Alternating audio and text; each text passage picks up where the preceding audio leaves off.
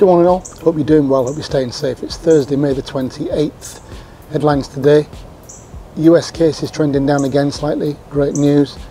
Florida cases lowest for about 3 weeks I think, so again great news. Changes to Disney World's website came about yesterday as a result of the openings of the Magic Kingdom and Animal Kingdom on July the 11th and Hollywood Studios and Epcot on July the 15th. There's an overview of what to expect when you get to the parks. There's a new reservation system in place, so you can't just turn up and hope to get in. Ticket sales and hotel reservations were suspended yesterday in order to, I think, let people who have got reservations and tickets actually get their place in the line to get in first. And I think then they're going to reopen those websites.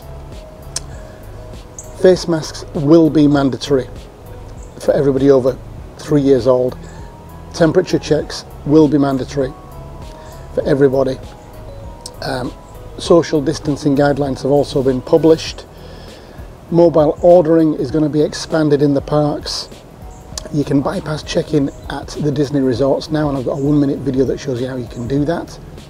President Trump was asked on Tuesday, and I missed that yesterday, about lifting travel restrictions on international flights. So I've got a little bit of news on that. SeaWorld didn't update their website yesterday, so I've got nothing more on exactly how that will work, but they did a really detailed presentation yesterday for Orange County, and I'm going to link to that, the video I produced yesterday, when I get to the news. Now, completely under the radar, SeaWorld also submitted plans for the reopening of Busch Gardens yesterday to Hillsborough, so I've just got a snippet of news for that.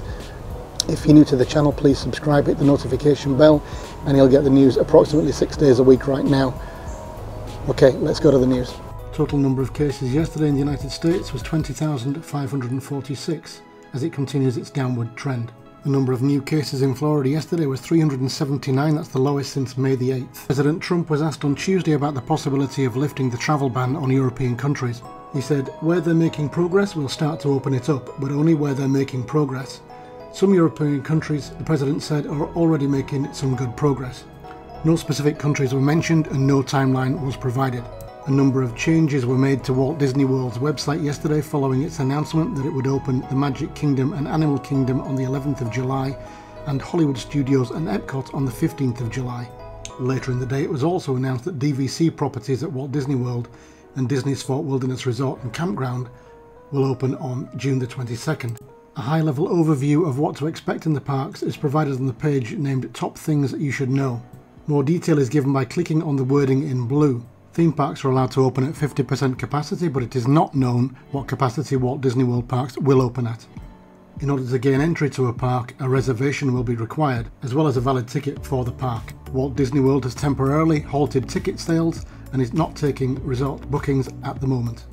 As I said in yesterday's video, which goes into detail about Disney's reopening plans, parades and fireworks have been suspended. I've included a link to yesterday's video above.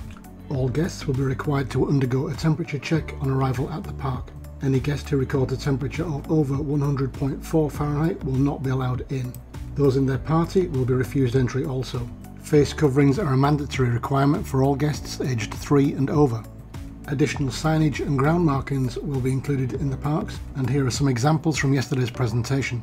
Physical barriers will be employed to enforce social distancing where required, and cashless transactions are encouraged. Mobile food ordering will be expanded. Where mobile ordering is available, this is accessed through the My Disney Experience app. Digital menus will be available at table service restaurants, and check-in at Disney Resort hotels now means you don't have to go to the front desk to check in. This 1-minute video shows how this works.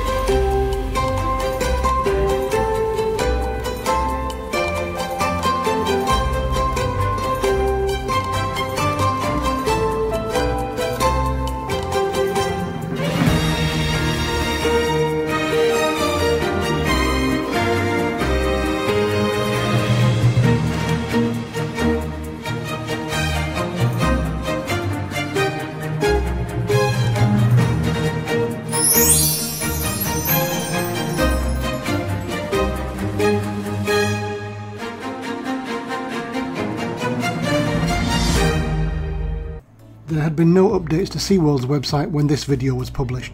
Under the radar yesterday, SeaWorld also submitted plans to Hillsborough County Emergency Policy Group to reopen Busch Gardens. Although not included in this article, the opening date is June the 11th, same as SeaWorld. Okay, so US case is still trending down. It's an overall very slight trend down, but at least it's trending down, which is great. I think all 50 states are open now in some form. So the fact that we haven't got spikes is really good news. Florida, good day yesterday, lowest for I think 3 weeks. So that's, if we can get to that kind of place every day, brilliant. We still won't know about any spikes that came out of Memorial Day weekend crowds for a little while yet, but hopefully there won't be any.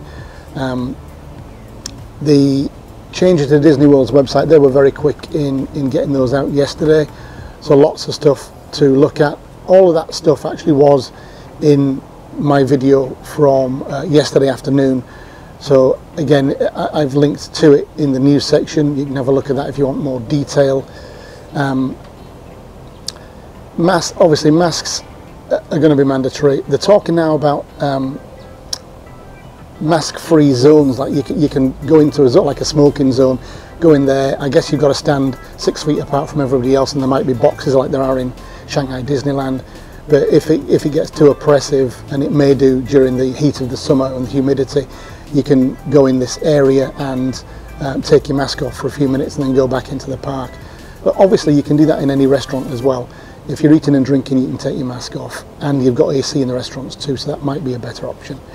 No news yet on when resorts are going to open and which ones are going to open. I don't know why that is, whether it's still because they're weighing up the NBA negotiations, or whether they're simply going to say, well, you know, we've opened up reservations from July, it's going to be July the 1st, but there are still reservations that are valid right now in June, and they haven't cancelled them yet. But today is Thursday, and today is cancellation day, so we might find another week's worth of reservations being cancelled today. SeaWorld opening up on June the 11th. They haven't yet said exactly how that's going to work. No RSVP information if they're going to do that, or whether they're going to allow people to go on the gate. I don't know how full to capacity SeaWorld gets, so I don't know what they have to do to make sure that they don't get tons of people just turning up on a day and not being allowed in. But I'm sure they have to do something. Having said that though, Universal Studios haven't done anything either, and they open, you know, next week. So there is that. And then SeaWorld also submitted plans for Busch Gardens. People have been asking me about Busch Gardens. I didn't have any news. There was only very small snippets in the news from this morning that I saw that Busch Gardens has gone now to Hillsborough County for its approval. I guess that was gained, and now that's sitting on Governor DeSantis's desk. I see no reason why that won't open on June the 11th, in line with SeaWorld, Aquatica and Discovery Cove. So that is the news for today. Hopefully we'll get more news tomorrow, and I'll bring you that. Until then, stay safe, stay well, and I'll see you tomorrow. Cheers for now. Bye bye.